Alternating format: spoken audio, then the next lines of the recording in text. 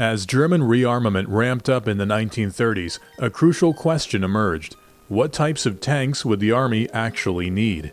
At the time, the lightly armored and armed Panzer I and Panzer II were already in production, but something with greater firepower and thicker armor was clearly required.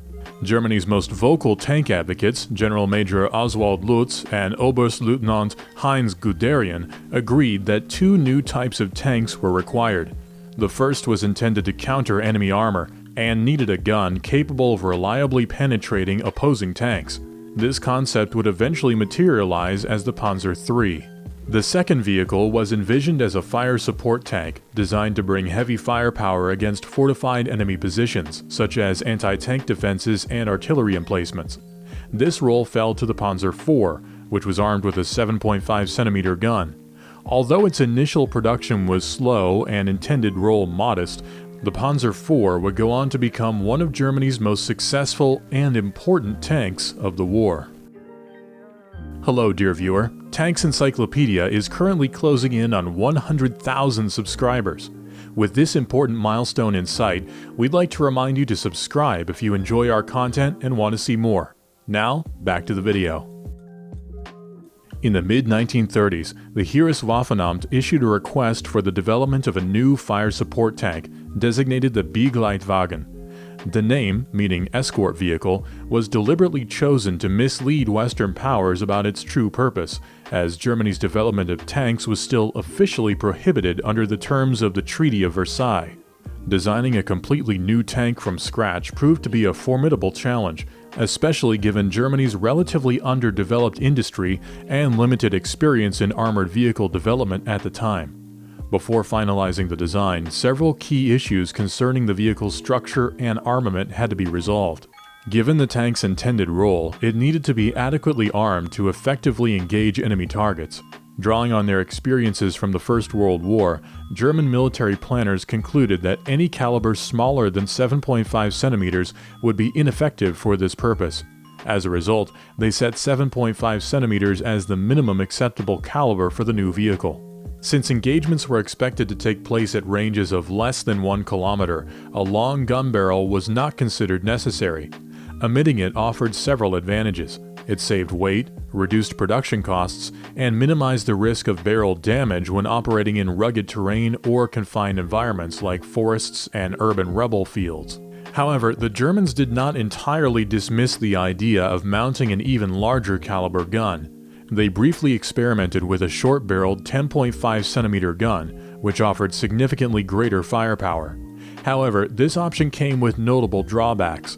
The gun's weight, along with the heavier ammunition it required, substantially increased the overall mass of the vehicle. This, in turn, would have necessitated a more powerful engine, and to compensate, thinner armor to keep the total weight manageable. After thorough deliberation, German designers ultimately concluded that the 7.5 cm gun was the most practical choice, offering a balanced compromise between firepower, weight, and overall vehicle performance. Several suspension systems were proposed during development, but no clear consensus emerged on the best solution. As a result, designers were tasked with determining the most suitable configuration through extensive prototype testing. When it came to the engine, cost-effective aircraft engines were considered. However, their high torque placed significant strain on the transmission, requiring components that were both durable and heavy. This increased the overall weight of the tank, leading to further compromises in other areas, most notably in armor protection, to remain within acceptable weight limits.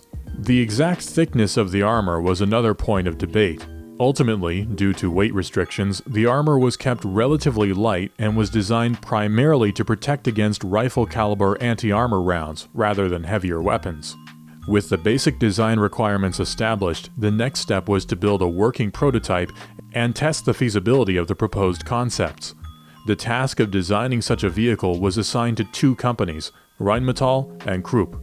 To accelerate development, Rheinmetall chose to reuse several components from the earlier Neubaufahrzeug or New Construction Vehicle tank project, most notably its suspension system. However, the resulting design proved unsuccessful, and further work was abandoned after only a soft steel prototype was constructed.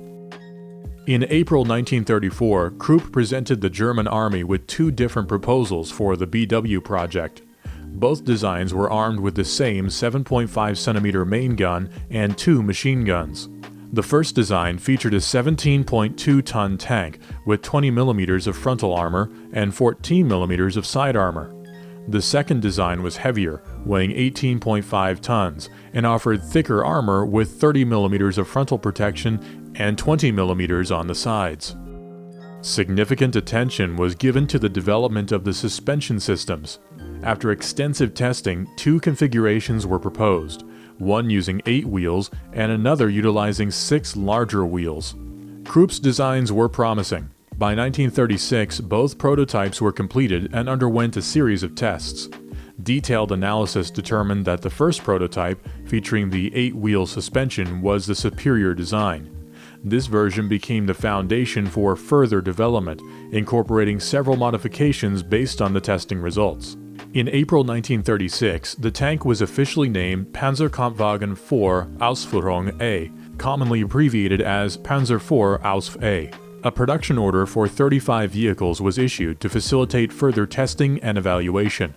Production began in 1937, with the final vehicle completed by mid-1938. The Panzer IV hull was divided into 3 main sections: the front transmission compartment, the central crew compartment, and the rear engine compartment. The vehicle was powered by a Maybach HL108TR engine, especially designed for tank use, which produced 230 horsepower at 2600 RPM. By this point, the idea of using modified aircraft engines was discarded. The Maybach engine could reach a maximum speed of 32 km per hour on roads and 10 km per hour cross-country. The engine and crew compartments were separated by a fire-resistant and gas-tight armored firewall.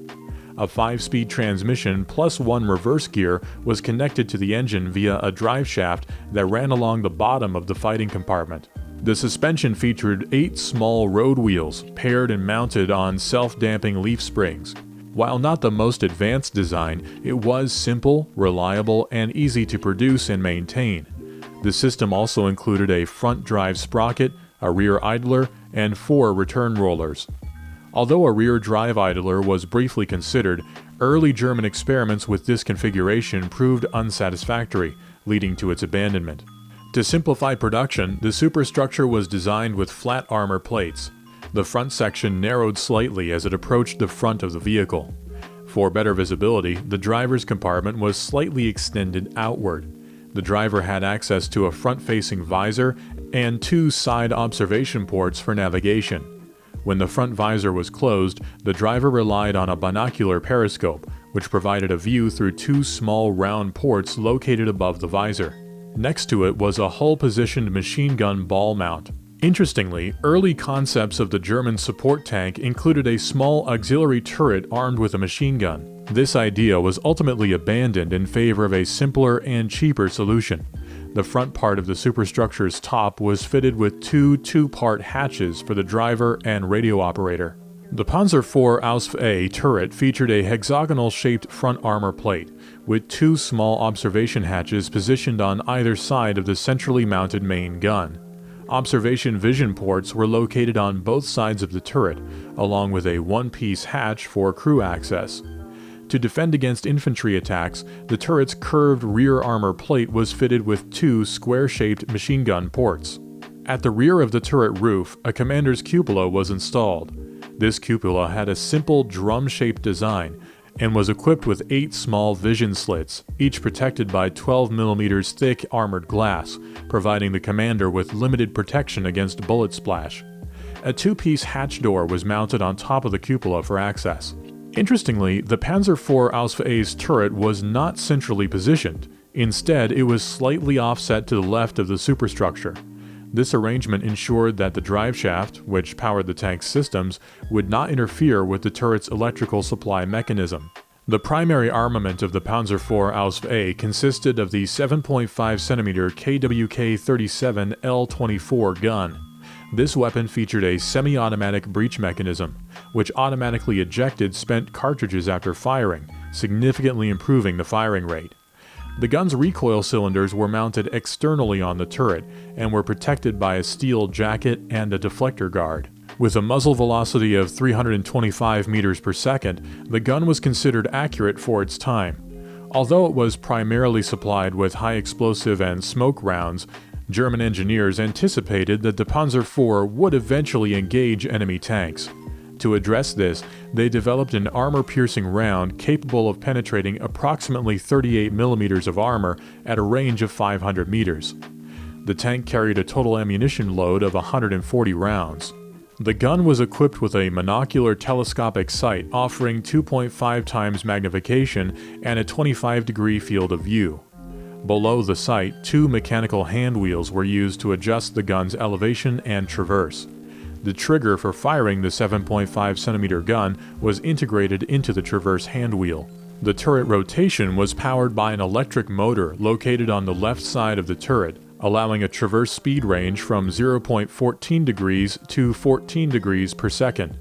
For situations requiring manual control, a selector lever allowed the crew to switch between electric and manual traverse systems.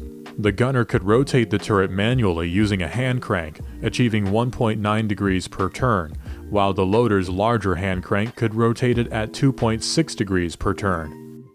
The secondary armament consisted of 2 7.92mm MG-34 machine guns for anti-infantry defense. One was mounted in a ball mount on the hull, operated by the radio operator, while the second was mounted coaxially with the main gun and controlled by the gunner. Together, they were supplied with 3,000 rounds of ammunition. The armor protection of the Panzer IV Ausf. Was relatively weak.